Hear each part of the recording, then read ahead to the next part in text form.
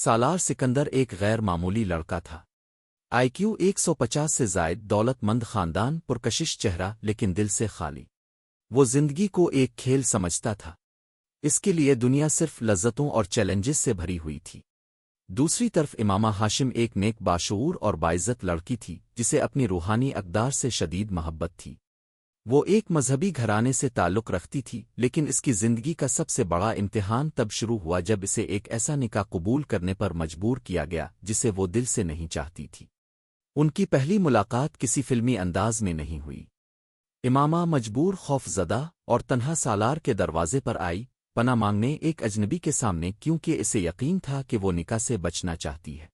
سالار نے بغیر سمجھے امامہ کی مدد کی۔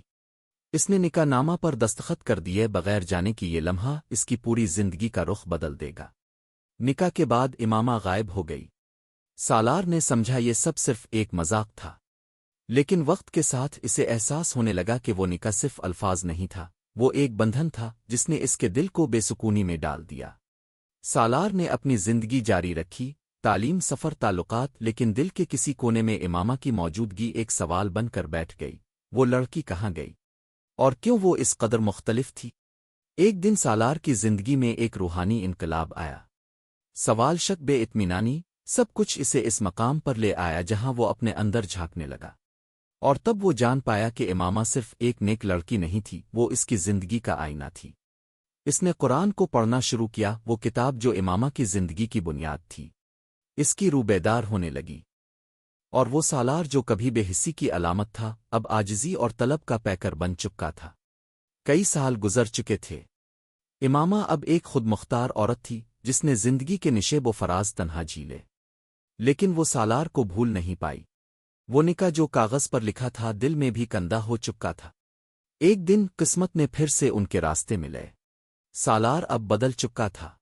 آنکھوں میں غرور نہیں، شرمندگی تھی، دل میں دعویٰ نہیں، خلوص تھا۔ اس نے امامہ سے صرف ایک بات کہی، میں وہی سالار ہوں لیکن اب وہی نہیں رہا۔ اگر تمہاری دعاؤں میں میری جگہ ہو تو مجھے اپنا حقدار مان لو۔